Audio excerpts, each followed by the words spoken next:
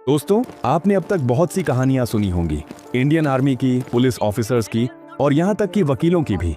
लेकिन क्या आपने कभी उस डॉक्टर की कहानी सुनी है जो बॉर्डर पर तैनात रहकर हमारे जवानों की जिंदगी बचाता है? वह डॉक्टर गोलियों की बारिश में भी सैनिकों का इलाज करता था, जिंदगी और मौत के बीच खड़े होकर हर दिन अपना फर्ज निभाता था। लेकिन दुनिया अक्सर सिर्फ आर्मी को ही रियल हीरो कहती है। आज मैं आपको उस अनसुने हीरो, एक भारतीय डॉक्टर की सच्ची कहानी सुनाने जा रहा हूं, जिसे जर्मन आर्मियों ने भारत के बॉर्डर से ही उस डॉक्टर को अगवा कर लिया और उसे सीधा जर्मन जेल में फेंक दिया गया। फिर भी उस डॉक्टर ने हार नहीं मानी। अपनी जान बचाने के लिए उसने भागने की योजना बनाई और 900 किलोमीटर की पैदल यात्रा कर आजादी का रास्ता खोजा। चलिए इस अनसुने भारतीय हीरो की सच्ची कहानी को 2D एनिमेशन में समझते हैं। एक ऐसी कहानी जिसे सुनकर आप भी इस डॉक्टर को सलाम करने पर मजबूर हो जाएंगे। वीरेंद्र नाथ, जो लोगों के लिए नाम ही काफी था। लोगों की सेवा और जीवन बचाने का उनका अलग ही जुनून था। यही जुनून उन्हें डॉक्टर बनने के लिए प्रेरित करता रहा। 1931 में उन्होंने भारत से ब्रिटेन की ओर कदम बढ़ाया और वहां मेडिकल की पढ़ाई पूरी की, डॉक्टर की डिग्री प्राप्त की। शिक्षा के दौरान उन्होंने न केवल चिकित्सा विज्ञान में महारत हासिल की, बल्कि यह भी सीखा कि एक डॉक्टर के लिए धैर्य, साहस और निर्णय लेने की क्षमता कितनी जरूरी होती है। विश्व युद्ध 2 के शुरू होने पर 1939 में वीरेंद्र नाथ ने अपने पेशे और देश के लिए एक नया लक्ष्य चुना। उन्होंने रॉयल आर्मी मेडिकल कोर में भर्ती होने का निर्णय लिया। यह ब्रिटिश सेना का वह विभाग था जहां डॉक्टर और मेडिकल ऑफिसर फौजियों को चिकित्सा सहायता प्रदान करते थे। यह उनके करियर और जीवन का नया मोड़ था। वीरेंद्र नाथ का उद्देश्य साफ था, सैनिकों की जान बचाना और मानवता की सेवा करना। उन्होंने ब्रिटिश इंडियन आर्मी की वर्दी पहनी। उनके इस कदम पर उनके परिवार, शिक्षक और मित्र गर्व महसूस कर रहे थे। लेकिन यह राह आसान नहीं थी। यूरोप युद्ध के मैदान में एक भारतीय डॉक्टर होना असामान्य और चुनौतीपूर्ण था। उनका पहला पोस्टिंग फ्रांस में एटापल्स के 18वें जनरल हॉस्पिटल में हुआ। वहां उन्हें युद्ध में घायल सैनिकों का इलाज करना था। उनके हाथों से गुजरते थे घायल सैनिक जिनके शरीर पर चोटें और संक्रमण थी। हर दिन उनके लिए मौत और जीवन के बीच की लड़ाई देखने और उसमें हस्तक्षेप करने का अनुभव लेकर आता। युद्ध का माहौल हर दिन कठिन होता गया। जर्मन सेना तेजी से फ्रांस पर आक्रमण कर रही थी। एक दिन वीरेंद्र नाथ के नेतृत्व वाले एम्बुलेंस काफिले को बुलोन ले जाना था, जहां घायल सैनिकों का इलाज करना था। उन्होंने और उनकी टीम ने भीषण गर्मी, धूल और भय के बीच अपना फर्ज निभाया। लेकिन जर्मन सैनिकों ने फ्रांस पर तेजी से हमला किया और उनका एम्बुलेंस काफिला घेर लिया। वीरेंद्र नाथ के पास ज्यादा विकल्प नहीं थे। उन्हें संपूर्ण स्थिति का सामना करते हुए आत्मसमर्पण करना पड़ा। इस क्षण से उनकी जिंदगी पूरी तरह बदल गई। वे अब जर्मन सेना के कैदियों में शामिल हो गए। उस समय उनका सामना केवल एक सैनिक से नहीं था, बल्कि एक पूरी युद्ध की दुनिया से था, जिसमें वे एक भारतीय डॉक्टर के रूप में अकेले थे। 1939 में यूरोप में विश्व युद्ध 2 की जंग ने अपना विकराल रूप लेना शुरू कर दिया। जर्मनी ने पोलैंड पर हमला किया और ब्रिटिश साम्राज्य और उसके सहयोगी देशों को तुरंत युद्ध में खींच लिया। पूरे यूरोप में हवा में डर और अनिश्चितता थी। सड़कों और शहरों में हर जगह सैनिकों की आवाजें, मार्चिंग और लड़ाई की तैयारी थी। ब्रिटिश सेना ने अपने सैनिकों को युद्ध के मैदान में सुरक्षित रखने और घायल सैनिकों का इलाज करने के लिए इंडियन आर्मी के डॉक्टरों को यूरोप भेजना शुरू किया। इन भारतीय डॉक्टरों में वीरेंद्र नाथ मजूमदार भी शामिल थे। युद्ध के इस समय में यूरोप में जाना आसान नहीं था। जहाजों और ट्रेन यात्रा में बमबारी का खतरा, युद्धग्रस्त इलाकों की खतरनाक स्थिति और लगातार बदलते राजनीतिक माहौल ने डॉक्टरों के लिए चुनौती और भी बढ़ा दी। वीरेंद्र नाथ का यूरोप में पोस्टिंग एकदम फ्रंट लाइन पर हुई। उन्हें फ्रांस के एटापल्स में 18वें जनरल हॉस्पिटल में तैनात किया गया। यहाँ उनका काम केवल घायलों का इलाज करना ही नहीं था, बल्कि युद्ध में घायल सैनिकों की जिंदगी बचाना और उन्हें सही समय पर मेडिकल सहायता देना था। उनके सामने हर दिन नए खतरे थे। अस्पताल में आने वाले सैनिक अलग अलग देशों से थे, ब्रिटिश, भारतीय और कभी कभी सहयोगी फ्रांसीसी सैनिक। उनके घाव, चोट और संक्रमण का इलाज करना कठिन था। यूरोप की सड़कों और शहरों में हर समय बमबारी और तोपों की आवाजें सुनाई देती थीं।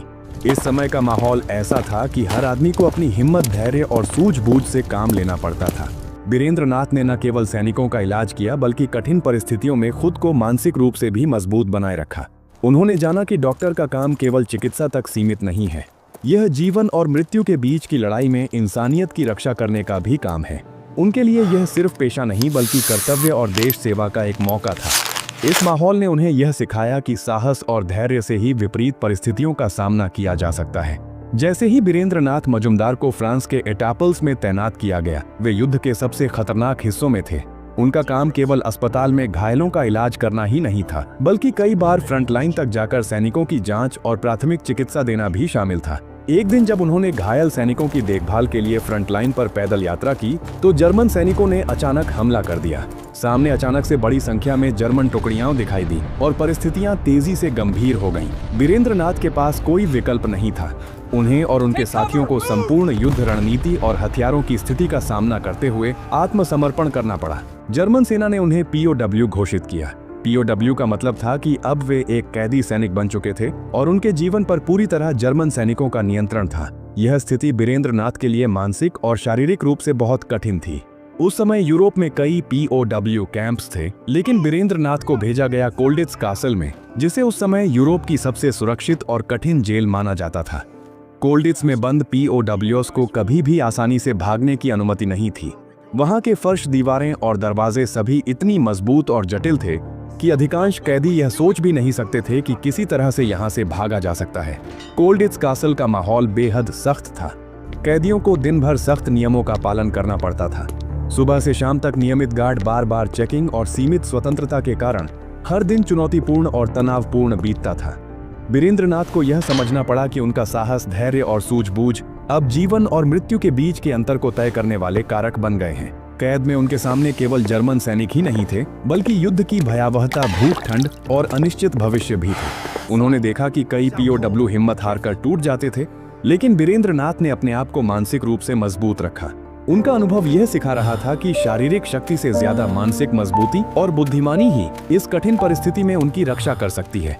इस तरह वीरेंद्र नाथ मजूमदार की जिंदगी का नया अध्याय शुरू हुआ। कोल्डिट्स कैसल में कैदी बनकर जहां से निकलना लगभग असंभव था। यहाँ उनका संघर्ष केवल कैद की दीवारों से नहीं, बल्कि मन और उम्मीद से भी था। वीरेंद्र नाथ मजूमदार को जब कोल्डिट्स कैसल में रखा गया तो उन्होंने पहली नजर में ही महसूस कर लिया कि यह कोई साधारण जेल नहीं है। यह कैदी गृह यूरोप की सबसे सुरक्षित और असंभव सी लगने वाली जेलों में से एक थी।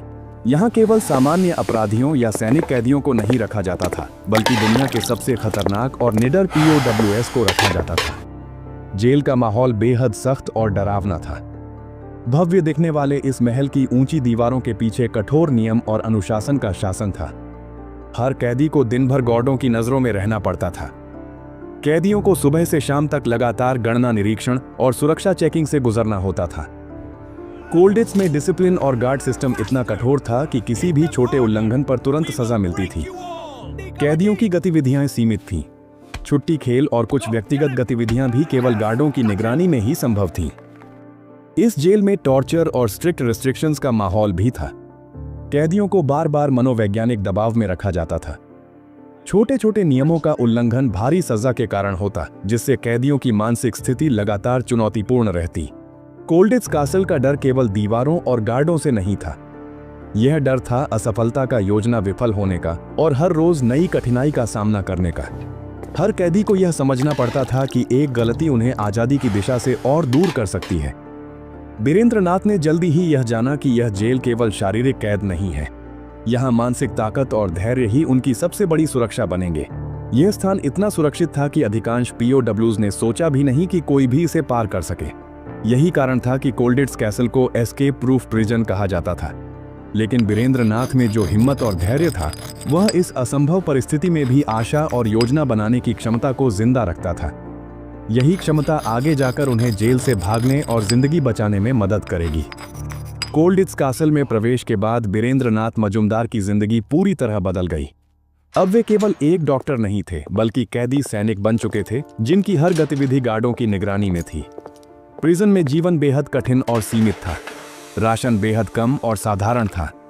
हर कैदी को दैनिक खाने में केवल न्यूनतम भोजन मिलता, जिससे शरीर और मानसिक स्थिति पर भारी असर पड़ता। सर्दियों में ठंड और नमी से मुकाबला करना और भी मुश्किल था। उनको अक्सर पतले कपड़ों में रहना पड़ता और गर्मी के साधन लगभग न के बराबर थे। जर्मन गार्डों का व्यवहार अक्सर सख्त और कठोर था। उन्होंने POWs को लगातार अनुशासन में रखने, मानसिक दबाव बनाने और किसी भी असफल प्रयास को रोकने के लिए लगातार निगरानी रखी। कई बार कैदियों को चेतावनी या सजा के तौर पर मजबूर होकर दीवारों के आसपास खड़ा किया जाता। हालांकि प्रिजन के अंदर भी वीरेंद्र नाथ ने कैदियों के बीच दोस्ती और सहयोग की दुनिया देखी। विभिन्न देशों के POWs अपने अनुभव साझा करते और आपस में मदद करते। वीरेंद्र ने देखा कि दोस्ती और सहयोग ही मानसिक मजबूती का स्रोत बन सकता है। यह उन्हें अकेलेपन और निराशा से बचाता था। कोल्डिट्स कैसल में कई कैदियों ने एस्केप अटेम्प्ट्स किए। वे देख रहे थे कि कैसे उनके साथी चुपके से, चतुराई से या नकली दस्तावेज और वस्तुओं का प्रयोग करके जेल से बाहर निकलने की कोशिश करते हैं। इन प्रयासों को देखकर बीरेंद्र ने सीखना शुरू किया, कैसे गार्ड्स की आदतों को समझा जाए, कहां कमजोरियां हैं और कैसे धैर्य और योजना से असंभव को संभव बनाया जा सकता है। इस प्रिजन के अंदर का जीवन शारीरिक और मानसिक चुनौती से भरा था। हर दिन बीरेंद्र नाथ के लिए नई कठिनाई, नई रणनीति और नई उम्मीद लेकर आता। लेकिन उनके अंदर की हिम्मत और साहस धीरे धीरे उन्हें यह विश्वास दिलाने लगी कि एक दिन वह इस बंदी गृह से बाहर निकलेंगे, चाहे परिस्थितियां कितनी भी कठिन क्यों न हों। कोल्डिट्स कासल में महीनों कैद रहने के बाद बीरेंद्र नाथ मजूमदार के मन में धीरे धीरे यह विश्वास पक्का हो गया था कि अगर जिंदगी बचानी है तो निकलना ही होगा। प्रिजन का कठिन जीवन, कम राशन, लगातार ठंड और मानसिक यातना ने उन्हें टूटने नहीं दिया, बल्कि और मजबूत बना दिया। लेकिन कोल्डिट्स कोई साधारण जेल नहीं थी। यह दुनिया की सबसे सुरक्षित जेलों में से एक थी। यहाँ से भागना सिर्फ हिम्मत नहीं, बल्कि बुद्धिमानी, धैर्य और महीनों के गहरे निरीक्षण की मांग करता था। सबसे पहले मजूमदार ने प्रिजन की दीवारों, सीढ़ियों, टावरों और गार्ड पोस्ट्स को समझना शुरू किया। हर दिन की वॉक, रोल कॉल और सीमित मूवमेंट के दौरान वे अपनी आंखों से पूरा जेल मैप कर रहे थे। कहाँ कौन सा दरवाजा रहता है, कौन सी खिड़की कमजोर है, किस दीवार के पीछे कोर्टयार्ड है, वे छोटी से छोटी डिटेल्स अपनी याद में बसाते गए। कोल्डिट्स विशाल था, लेकिन हर जगह एक पैटर्न था। यही पैटर्न बाद में एस्केप प्लान की नींव बना। एस्केपिंग की सबसे बड़ी कुंजी थी गार्ड्स का रूटीन। मजूमदार ने धीरे धीरे नोटिस किया कौन गार्ड किस समय ड्यूटी बदलता है, रात की पेट्रोल कब तेज होती है और कब धीमी, कौन गार्ड लापरवाह है और कौन ज्यादा स्ट्रिक्ट, कौन सा टॉवर अंधेरे में थोड़ा ब्लाइंड स्पॉट बनाता है। वे हर दिन प्रिजन यार्ड में खड़े होकर कैजुअली नजरें दौड़ाते रहते, पर असल में वो एक एक मिनट का हिसाब अपनी याद में उतार रहे थे। कोल्डिट्स के अंदर कई POWs थे जो अलग अलग स्किल्स रखते थे। किसी को कारपेंट्री आती थी, किसी को ड्राइंग और कई लोग नकली डॉक्यूमेंट्स बनाने में माहिर थे। मजूमदार ने उनके साथ रहकर यह सीखा कि किस तरह जर्मन स्टैंप्स की नकल बनाई जाती है, किस तरह पुराने कपड़ों को सिविलियन क्लोथ्स जैसा बनाया जा सकता है, कैसे गार्ड्स के फॉर्मेट में परमिट्स और ID कार्ड्स तैयार होते हैं। प्रिजन में तो असली स्याही और कागज नहीं थे। वह टी स्टेन्स, बर्न्ट वुड की राख और पतले कागजों का इस्तेमाल करके रियल लुकिंग डॉक्यूमेंट्स तैयार करते थे। मजूमदार ने खुद अपने लिए एक फेक सिविलियन परमिट तैयार करवाया, जिससे वह बाहर जाते हुए किसी मजदूर या हेल्पर की तरह दिख सकें। भाग निकलना सिर्फ जेल से भागना नहीं था, असल मुश्किल थी नाजी जर्मनी के बीचों बीच यूरोप पार करना। मजूमदार ने फेलो POWs के पास मौजूद गुप्त नक्शों से जर्मनी से नीदरलैंड का रास्ता, safe zones, German petrol posts, नदियां और जंगलों के मार्ग, सिविलियन रूट्स सब कुछ याद कर लिया। क्योंकि उसके पास कोई असली नक्शा नहीं होता, इसलिए पूरा यूरोप खालिस दिमाग में स्टोर था। यह प्लान आसान नहीं था। रिस्क इतना बड़ा था कि पकड़े जाने पर गोली मार दी जाती या फिर से टॉर्चर के साथ सॉलिटरी सेल में डाल दिया जाता। गार्ड सिस्टम इतना सख्त था कि अपने कमरे से कोर्टयार्ड तक निकलना भी चैलेंज था। लेकिन मजूमदार ने सोच लिया था, अगर मौत जेल में ही मिलनी है तो क्यों ना आजादी की कोशिश में मिले। उन्होंने रिस्क को समझा, लेकिन डर को अपने ऊपर हावी नहीं होने दिया। उनकी मेडिकल ट्रेनिंग ने उन्हें सिखाया था कि सबसे मुश्किल वक्त में दिमाग ठंडा रखना ही जीवन बचाता है। एस्केप प्लान बनने के बाद भी बीरेंद्र नाथ मजूमदार के सामने जो सबसे बड़ी लड़ाई थी, वह जेल की दीवारों से नहीं, बल्कि अपने भीतर उठने वाले डर और उम्मीद से थी। जब भी रात को कोठरी में शांति होती, दूर से सिर्फ गार्डों के जूतों की आवाज आती, तभी असली लड़ाई शुरू होती। हर रात मजूमदार को एहसास होता कि एस्केप का रास्ता उतना आसान नहीं है जितना नक्शों और सोच में लगता है। एक छोटी सी गलती, एक गलत कदम, 1 सेकंड की देरी और जर्मन गार्ड सीधे गोली मार देते। कोल्डिट्स में पकड़े गए कैदियों को फिर से सेल में डालकर इतना टॉर्चर किया जाता कि वे महीनों तक ठीक नहीं हो पाते। मजूमदार जानते थे कि उनका प्लान कोई खेल नहीं था। यह सीधा मौत और आजादी के बीच का फैसला था। कई बार खुद से सवाल उठता, क्या मैं जिंदा बाहर निकल पाऊंगा? अगर पकड़ा गया तो क्या होगा? सामने खतरा इतना बड़ा था कि मोहल्ले के किसी लड़के की तरह भागने की कोशिश नहीं थी, यह नाजियों के साम्राज्य से भागना था। कई बार उनके मन में यह सोच भी आती, शायद कोशिश में ही जान चली जाए। लेकिन फिर याद आता कि मौत तो कोल्डिट्स में भी आ सकती है, भूख से, ठंड से, बीमारी से या बमबारी में। तो क्यों ना मौत से पहले एक बार आजादी को छुआ जाए। डर के बीच सबसे बड़ा सहारा था आजादी। हर रात मजूमदार सोचते कि अगर एक बार यह जेल की दीवार पार कर ली तो खुले आसमान तले चलने का मौका मिलेगा, बिना गार्ड की निगरानी के सांस लेने का एहसास, अपने फैसलों की आजादी। कई बार वे अपनी कोठरी की खिड़की से चांद को देखते और मन ही मन कहते, इसी रोशनी के नीचे एक दिन मैं आजाद होकर चलूंगा। यह सपना उन्हें हर दिन हिम्मत देता, हर डर पर भारी पड़ता। सबसे गहरा दर्द था घर की याद, अपने देश की याद। रात के अंधेरे में जब सारे कैदी सो जाते, मजूमदार अपने गांव, अपने परिवार और भारत की सड़कों की कल्पना करते। उन्हें याद आता बारिश की मिट्टी की खुशबू, भारत की गर्म धूप, मां की आवाज, लोगों की बोली, स्वतंत्रता का एहसास। उनके मन में एक ही बात दौड़ती, अगर जान बची तो मुझे वापस भारत पहुंचना ही है। यह भावनाएं उनके भीतर एक ऐसी आग जगाती थीं जो ठंड, भूख, भय, गार्ड किसी भी चीज से नहीं बुझती थी। डर था पर उम्मीद भी थी, खतरा था पर हिम्मत उससे बढ़ा, और उसी हिम्मत ने उन्हें आगे बढ़ाया।